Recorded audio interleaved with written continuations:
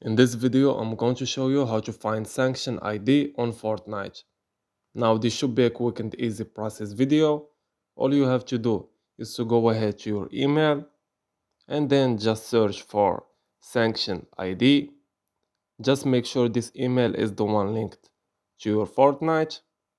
So if you have a Sanction ID that was given to you, you will find it in your email.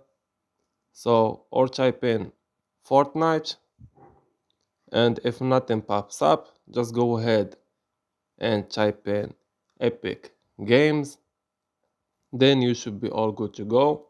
Just go ahead and click on the email that has your Sanction ID.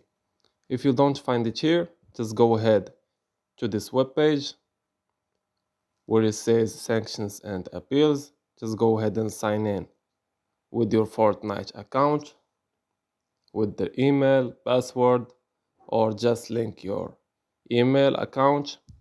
So you are going to log in to this web page, and then you are going to find your sanction appeals and sanction ID number.